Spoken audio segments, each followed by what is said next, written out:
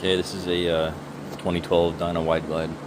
I had a high amp fault, and my fuel pump wouldn't, high amp for the fuel pump fault, and the fuel pump wouldn't turn, wouldn't make any noise or anything when I turned the key on. So I disconnected the battery, removed the seat, disconnected the battery, and then removed the console.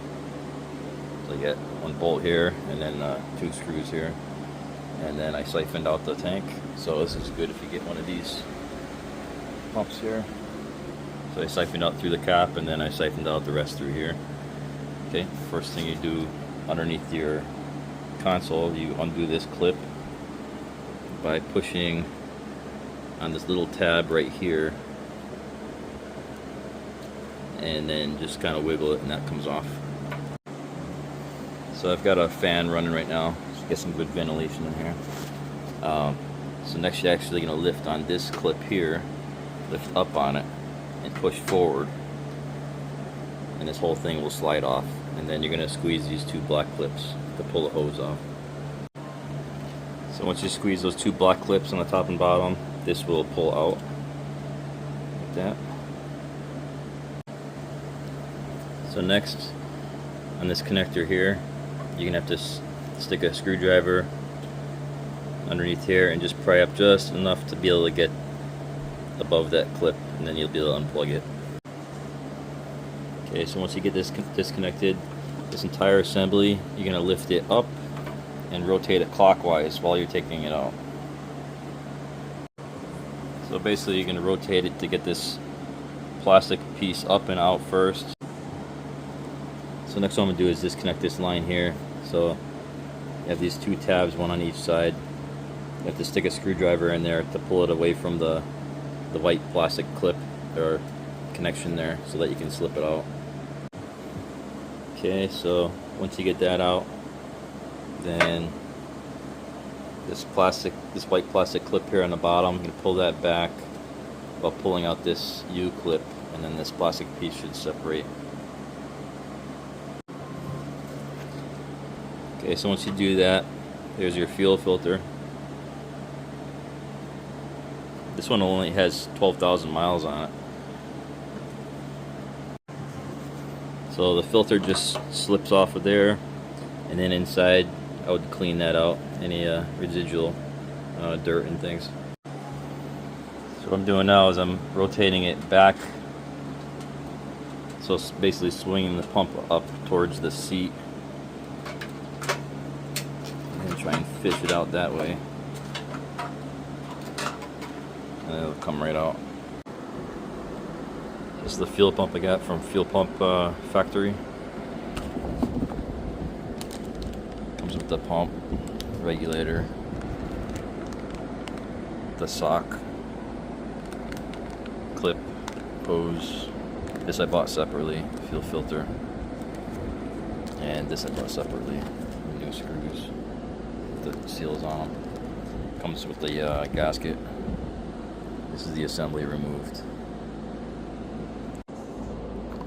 Okay, so this is what the regulator looks like. So to replace this, just bend back on these sides of these tabs, pull this clip off, and then on the side there's a wiring clip that grounds the regulator there. So once this clip comes off, then this ground wire right in the back, you stick a screwdriver in there to pry that little metal piece out, and then the wire will pull off. So make sure once you get it removed that you take out this screen and O-ring that was in there. So this is the side-by-side, this is the old one here. So don't forget to remove that small O-ring also, and the new one to go in. So make sure you bend this little tab back so it's sticking out like that before you put it in, because when you remove it, it's going to be bent the other way probably. So make sure it looks like that when you put it in. Okay, so when this clip goes back on, you're going to make sure the grooves that are smaller, tighter, are on the top, because that's what's going to hold the regulator in. Okay, next I'm going to squeeze these tabs here on the side so that I can push in here in this, squeeze these so that I can get this bottom sock here off. So you want to try and remember the orientation when you go to put it back, that the longer end is facing away from where this attaches, so it slips on like that. Next, gonna squeeze these 2 clips to take this piece off. Okay, so there's actually 3 clips. There's one there in the back. So just remember the orientation they found everything in, and you know, unclip this wiring. So what I'm gonna do is I'm gonna slide this whole pump right through this housing and just disconnect the hose from here. So it comes with a new hose and clamps. So I was getting the high amp alarm. So this may be why I was getting that. It looks like a lot of corrosion in there, so I'm gonna have to spray some starter fluid or something in there and try and clean it out. Okay, so this sleeve here was on the top of the pump, so they're going to reuse that and put that on the new one. So this pump actually comes with a new wire, but this isn't the right connector on both ends, so I'm going to have to clean this one up to reuse it. See, there was corrosion inside here. So also don't forget to reuse this rubber lower isolator, this piece here, in case it does come off with your pump. You don't want to accidentally toss that out. You're going to reuse that. Okay, so I end up using a wire brush to clean those connectors, along with a pick. Scrape out a little bit and then clean it out with some starter fluid. Okay, so I use my voltmeter here. I just ohmed out the old motor. It's about 5.5 ohms across, and the new fuel pump motor, it's also 5.5 ohms across, in case anybody wants to know. So you have a cap here, and there's also a cap on the bottom, so don't forget to take that off. And I also checked the resistance on these terminals to the other end, and it's close to 0, so it's pretty good. It's clean. So I use a razor blade to very carefully cut through the hose, because you have to reuse this connector here.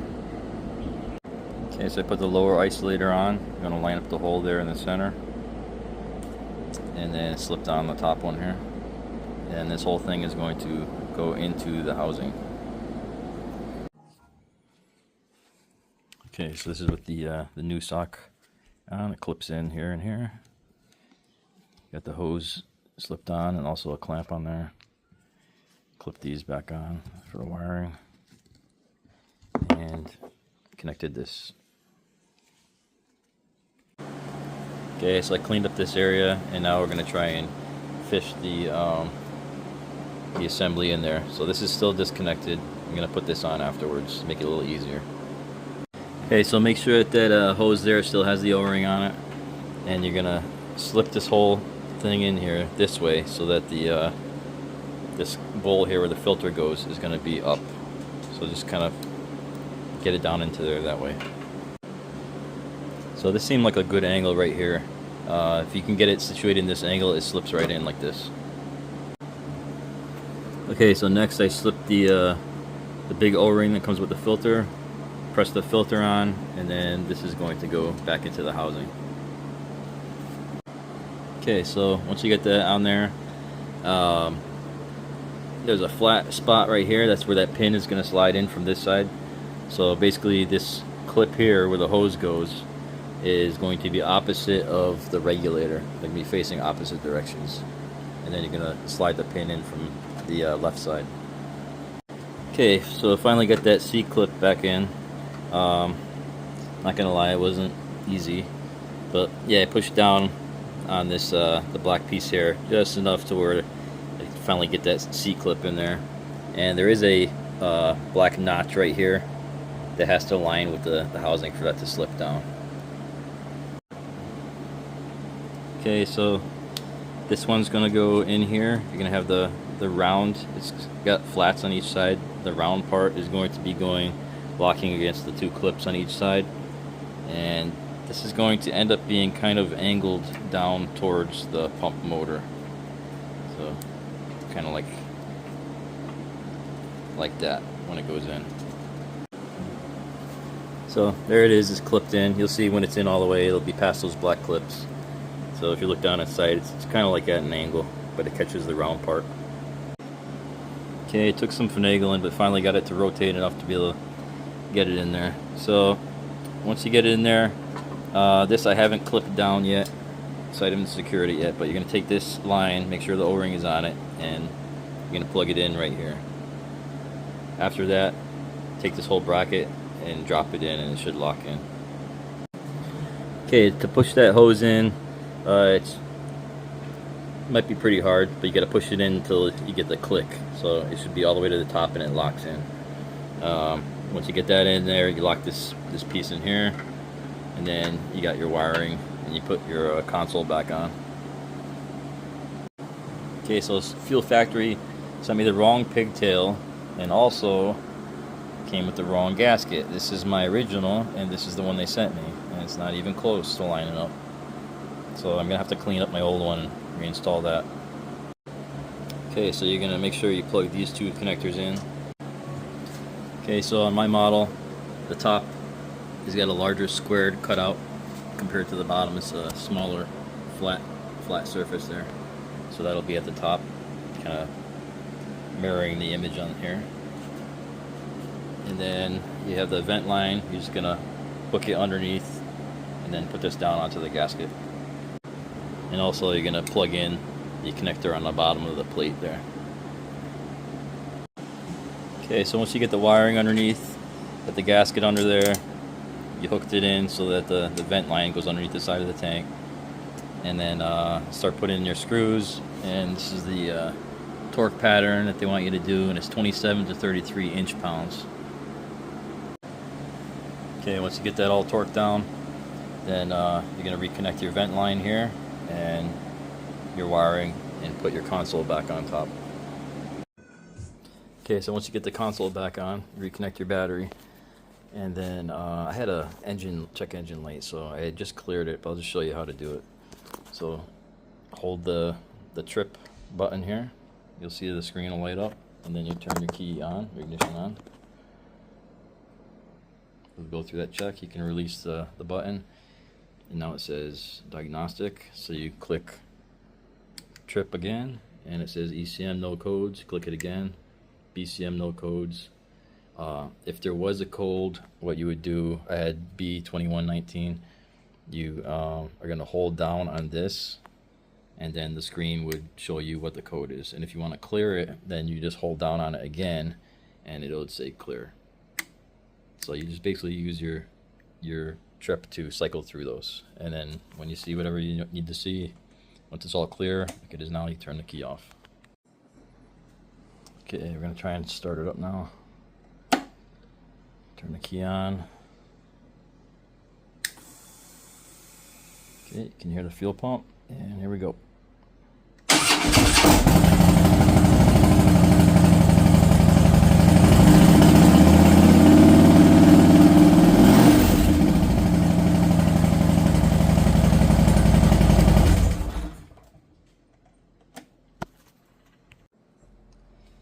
Alright, so that's all there is to it.